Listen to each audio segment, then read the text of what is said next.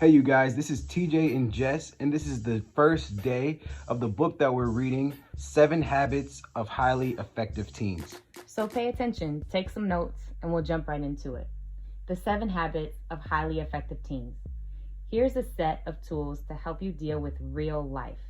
There are 7 habits or 7 characteristics that happy and successful teens the world over have in common. One great way to understand the 7 habits are to understand what they are not. So here are the opposites, or the 7 habits of highly defective teens. Habit 1. React. Blame all of your problems on your parents, your stupid teachers, or your professors, your lousy neighbors, your boyfriend or girlfriend, the government, or something or somebody else. Be a victim. Take no responsibility for your life. Act like an animal. If you're hungry, eat. If someone yells at you, yell back. If you feel like doing something wrong, just do it. Habit 2. Begin with no end in mind. Don't have a plan. Avoid goals at all costs. Never think about tomorrow. Why worry about consequences of your actions? Live for the moment. Sleep around, get wasted, party on. For tomorrow, they die. Habit 3. Put first things last.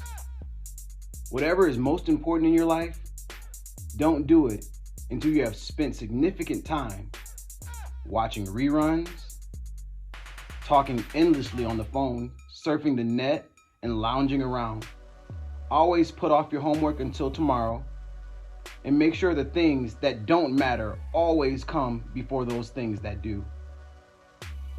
Habit 4. Think win-lose. See life as a vicious competition. Your classmate is out to get you, so you'd better get him or her first. Don't let anyone else succeed at anything, because remember, if they win, you lose.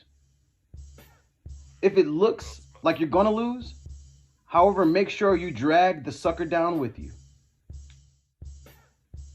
Habit number 5.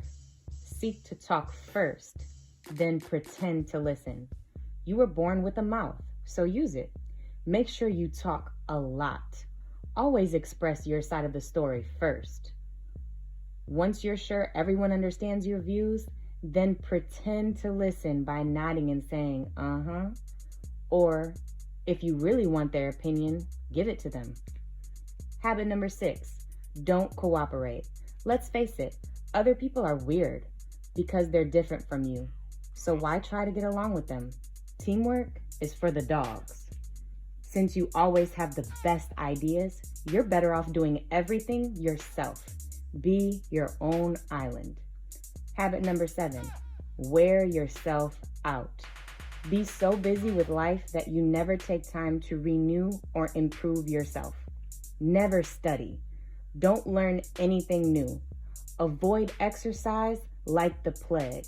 And for heaven's sake, stay away from good books, nature, or anything else that may inspire you.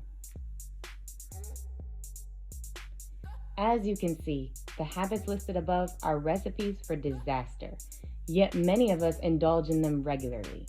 And given this, it's no wonder that life can really stink at times. What exactly are habits? Habits are things we do repeatedly, but most of the time, we are hardly aware that we have them. They're on autopilot. Some habits are good, such as exercising regularly, planning ahead, showing respect for others. Some are bad, like thinking negatively, feeling inferior, or blaming others. Depending upon what they are, our habits will either make us or break us. We become what we repeatedly do. As writer Samuel Smiles put it, sow a thought and you'll reap an act. Sow an act and you will reap a habit. Sow a habit and you will reap a character. Sow a character and you will reap a destiny. Luckily, you are stronger than your habits, Therefore, you can change them. For example, try folding your arms. Now, try folding them in the opposite way. How does this feel? Pretty strange, doesn't it? But if you folded them in the opposite way for 30 days in a row, it wouldn't feel so strange. You wouldn't even have to think about it. You'd get in the habit. At any time, you can look at yourself in the mirror and say, hey, I don't like that about myself. And you can exchange a bad habit for a better one. It's not always easy, but it is possible. That's the end of our first chapter, our first section. And I'm telling you, you guys, we are hype as frick because this is going to change our lives. It's going to make us better. Not just you teens, but us leaders as well. We're going to all together break these bad habits and start creating some new habits to make us better people.